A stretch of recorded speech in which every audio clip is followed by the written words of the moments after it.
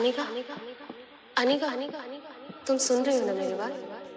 तुम माँ बनने वाली हो अनिका। डॉक्टर के ये शब्द सुनते ही 18 साल की अनिका समझ नहीं पा रही थी कि वो आखिर प्रेग्नेंट कैसे हो सकती है। अभी तो उसकी शादी को 24 घंटे भी पूरे नहीं हुए थे। मिस्टर गौतम गुलेरिया, मैं समझ सकती हूँ कि आप दोनों इस वक्त परेशान होंगे, मगर आप लोग कोई भी फैसला ले उससे पहले मैं एक बात बता दूं। प्रेगनेंसी 4 महीने पार हो चुकी है, so abortion is out of question. Impossible doctor, आपसे कुछ गलती हुई है। मैं प्रेग्नेंट कैसे हो सकती हूँ? आज तक मुझे किसी ने छुआ तक नहीं है। इसका जवाब डॉक्टर को नहीं, तुम्हें देना है, बेशर्म।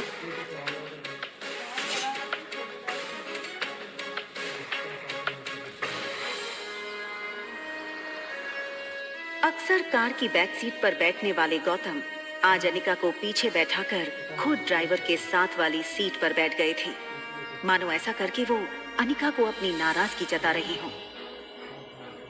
अनिका जानती थी कि एक बेटी होने के नाते आज उसने अपने पिता को दुनिया का सबसे बड़ा दुख दिया था, एक बिन ब्याही माँ बनकर। इतना दुख उन्हें अनिका की माँ के गुजरने पर भी नहीं हुआ होगा। अनिका को ऐसा लग रहा था मानो आज मनाली का हर इंसान उसे सवालिया नजरों से बस एक ही सवाल पूछ रहा हो कि कौन है इस बच्चे का बाप। लेकिन इसका जवाब तो अनिका के पास भी नहीं था। गुलेरिया हाउस ब्रिटिश के जमाने का मकान था।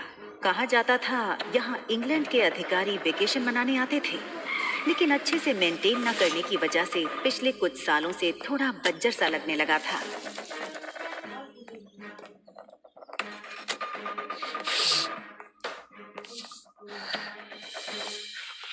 अनिका कमजोर शरीर और भारी कदमों से गौतम के पीछे पीछे घर में दाखिल हुई। बिन माँ की पली बड़ी अनिका को आज सबसे ज्यादा जरूरत थी तो उसके पापा के इमोशनल सपोर्ट की। मुश्किल से एक मौका मिला था हमें हमारी जिंदगी फिर से बेहतर बनाने का। नसीब वाली थी तुम जो तुम्हारी डोगरा खानदान के इकलौते वारिस कुणाल डोगरा से शादी हुई थी। You know, कितने पावरफुल लोग हैं। मनाली का सबसे पावरफुल खानदान डोगराज। हमारे सारे कर्ज, पेंडिंग कोर्ट केस, हमारी हर तकलीफ से हमें बाहर निकाला था उन लोगों।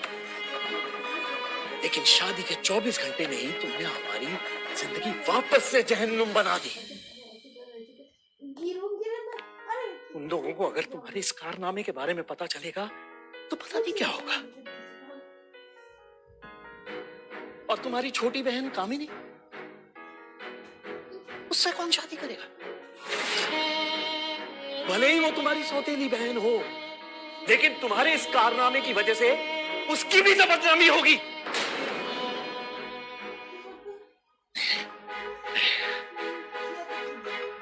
जब तक ये मामला खत्म नहीं हो जाता मैं कामिनी को और तुम्हारी मां मनीषा उसके भाई के घर भेज दूंगा। लेकिन आज नहीं तो कल सबको पता चल ही जाएगा। आज तुम भी अपनी मां के साथ ही। अनिका वो सुन चुकी थी जो गौतम कहते कहते रुक गया था। अगले दिन सुबह गौतम ने घर में लगे सारे सीसीटीवी के पिछले 5 महीने की फुटेज को खंगाला और बारीकी से देखने के बाद वो हैरान रह गया था कि पिछले 5 महीनों से छोटी मोटी बीमारी के चलते अनिका घर के बाहर कहीं गई ही नहीं थी। ये देखकर गौतम का गुस्सा अब आश्चर्य में बदल गया। उसे इतना तो समझ आ गया था कि कहीं कुछ तो गड़बड़ थी। जल्द ही अनिका की देखभाल के लिए एक नर्स रखी गई। लगातार देखभाल और दवाइयों से अनिका की सेहत में काफी सुधार आया। 4 महीने बीत चुके थे, लेकिन साथ ही साथ उसे ये बात रोमांचक कर रही थी कि उसके अंदर एक नन्ही सी जान पल रही है जो सिर्फ और सिर्फ उसका होगा। अनिका अपनी छोटी सी दुनिया में लगभग सब कुछ भूल चुकी थी। न वो किसी से मिलती, न कोई उससे मिलता।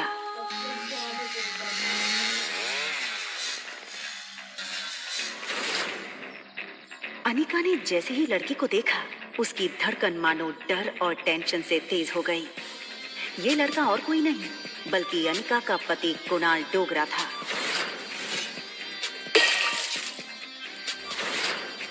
कुणाल की शादी अनिका से भले ही उसकी मर्जी के खिलाफ करवाई गई थी, लेकिन अपनी बीवी की कोख में किसी और का बच्चा देखना कोई भी मर्द बर्दाश्त नहीं कर पाए। कुणाल शादी के मंडप से सीधे दिल्ली अपने कॉलेज की पढ़ाई करने चला गया था और वहीं पहुंचकर शादी के दूसरे दिन उसे अनिका की प्रेगनेंसी की खबर मिली थी। अरे कुणाल बेटा, आज अचानक से तुमने फोन किया कि तुम आ रहे हो। कॉलेज की तुम्हारी छुट्टियां शुरू हो गई क्या? कमाल है, 4 महीने के बाद मैं घर आना, अपने दामाद को इस तरीके से वेलकम करेंगे। और वैसे भी बहुत कुछ बदल गया है अब यहाँ पे।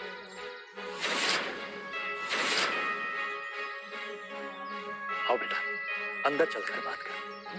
देखो कुणाल, अगर तुम इस शादी को तोड़ना चाहते हो तो मैं समझ सकता हूँ। तुम समझ सकते हो, लेकिन ये बात मेरे बुढ़े दादाजी नहीं समझ सकते। जबरदस्ती इस मोटी से मेरी शादी करा दी और अब वो चाहते हैं कि इसके इस पाप को मैं अपना नाम दे दूं। जब जब इसको देखता हूं ऐसा लगता है कि ऐसे गुनाहों की सजा मिल रही है जो गुनाह मैंने कभी किए ही नहीं। देखो इस बेशर्म को कैसे खड़ी है। शादी के फेरे लेते वक्त किसी और का पाप लेकर के खड़ी थी पेट में। क्या लगता है तुझे तेरे इस पाप को मैं अपना नाम दूंगा? कुणाल डोगरा का नाम मिलेगा इसको। सोचना भी मत। पता नहीं किस गटर का कीड़ा है ये। मैं इस शादी को नहीं मानती। ये सुनकर कुणाल और गौतम दोनों ही शॉक थे। देखो बेटा, इस वक्त अनिका की तबीयत ठीक नहीं है, इसकी बातों पर ध्यान मत दो। और रहा सवाल इस बच्चे का, तो उसके पैदा होते ही उसे अनिका से हमेशा के लिए दूर कर दिया जाएगा, मेरा यकीन कर।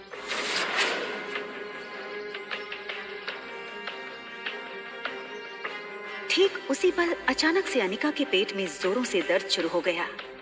दर्द के मारे एक झटके में अपनी पीठ के बल गिरी। अनिका, मम्मा मम्मा मम्मा, प्लेन लैंड होने वाला है। देखते ही देखते आज 6 साल बीत चुके थे और सामने थी उसकी 6 साल की बेटी रिया। रिया का मासूम चेहरा और उसकी खूबसूरत कत्थई आंखें देखकर अनिका की जान में जान आई। मम्मा, क्या हम पापा को ढूंढने जा रहे हैं मनाली?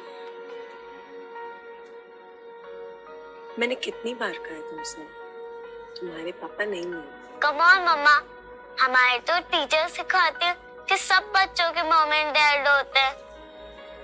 तो क्या मैं गेमिंग वर्ल्ड से आई हूँ या फिर मैं किसी जादू करके हेड से बाहर निकली हूँ? आबरा का डाबरा, रिया बाहर आ जा। तो मनाली में मेरा भाई मिलेगा क्या? रिया का ये सवाल सुनकर अनिका गहरी सोच में डूब गई थी। उसे याद आ गया कि कैसे 6 साल पहले उसने मनाली के हॉस्पिटल में जुड़वा बच्चों को जन्म दिया था। अनिका के पापा गौतम की कद काठी के एक आदमी ने उससे उसके दोनों बच्चों को छीनने की कोशिश की थी।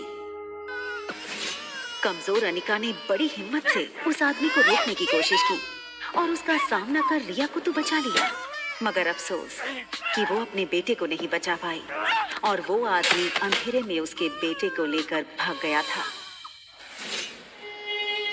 और इसी वजह से अनिका की मौसी उसे बचाकर बेंगलुरु ले आई थी, जहां अनिका का इलाज भी हुआ था।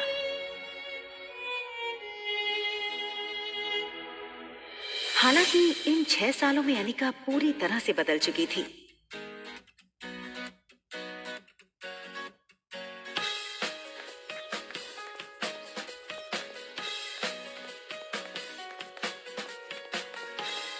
हार्मोनल इम्बैलेंस की वजह से फूला हुआ उसका शरीर अब एकदम ही से नॉर्मल हो चुका था।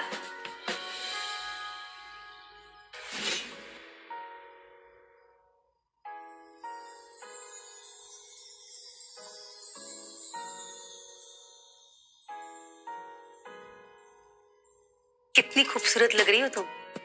मनाली में तो लोगों के होश उड़ जाएंगे।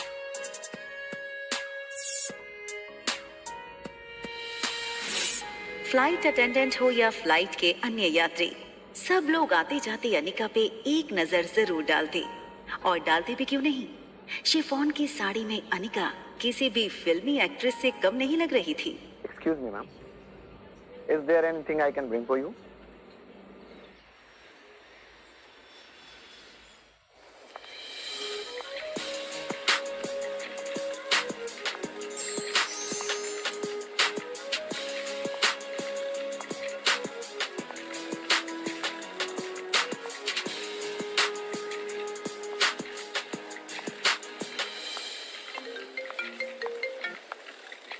हेलो पा। कुणाल तुम्हें लेने एयरपोर्ट आ रहा है, तुम उसके साथ सीधा घर आना। यहाँ पहुंचते ही तुम्हें 2 पेपर्स पे साइन करना है, एक डिवोर्स पेपर और दूसरा